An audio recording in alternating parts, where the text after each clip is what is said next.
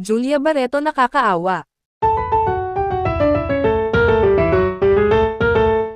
Sa hindi inaasahang pag-ikot ng kapalaran sa mundo ng showbiz na kilalang puno ng lihim, tsismis, at mga relasyong palaging sinusubaybayan ng taong bayan, tuluyan na ngang lumabas sa publiko ang balitang magkasama na ngayon sina Gerald Anderson at Maja Salvador, isang revelasyong agad na nagpasabog ng sari-saring reaksyon, lalo na't hindi pa ganap na naghihilom ang mga balita tungkol sa dating karelasyong si Julia Barreto, na ayon sa malalapit sa aktres ay labis ang naging pagkapit sa relasyong kanilang pinaglaban noon kahit na paulit-ulit na itong tinatamaan ng intriga, kaya't nang tuluyan na ngang kumalat ang mga larawan at bidyong magkasama, magkaakbay, at tila ba magkasamang naninirahan na sina Gerald at Maja sa isang tahimik ngunit eksklusibong village na hindi kayang taguan ng matalas na lente ng mga usisero. Tuluyang bumagsak ang mundo ni Julia na hindi na raw napigil ang mapaiyak sa gitna ng taping ng kanyang bagong proyekto, sapagkat sa bawat sulyap niya sa mga headline na nagsasabing muling nabuhay ang pag-iibigan ng dalawa,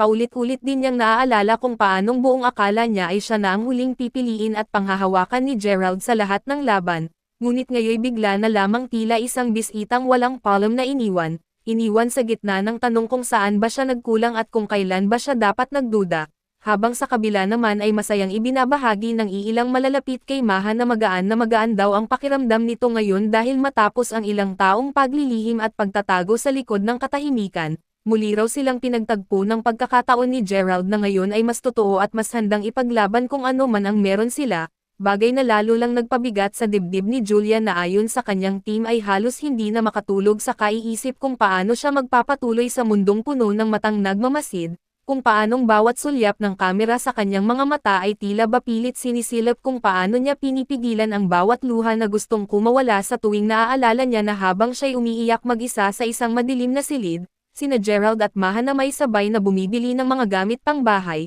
sabay na namimili ng mga kurtina at plato na tila ba nagpapatunay na hindi na lang ito simpleng balikan kundi isa ng pagbuo ng bagong simula na wala na siyang puwang. Kaya't habang tuluyang isinasara ni Julia ang pintuan ng mga pangarap na minsan nilang pinagsaluhan, mahigpit niyang niyayakap ang natitirang lakas na hindi bumigay sa harap ng kamera, paulit-ulit na sinasabi sa sariling balang araw ay darating din ang panahon na hindi na siya iiyak para sa taong pinili ang iba, bagkus ay tatanggapin na lang na sa mundong ito, may mga pusong kahit gaano mo pinanghawakan ay hindi pala talaga sa'yo itinadhana at kung saan siya mananahimak sa huli ay hindi na sa tabi ng taong minsang ipinangako niyang mamahalin habang buhay kundi sa piling ng sarili niyang lakas na ngayon ay pilit niyang binubuo mula sa mga basag na pangarap na iniwan ng dalawang pusong piniling magsama nang siya'y iniwang umiiyak.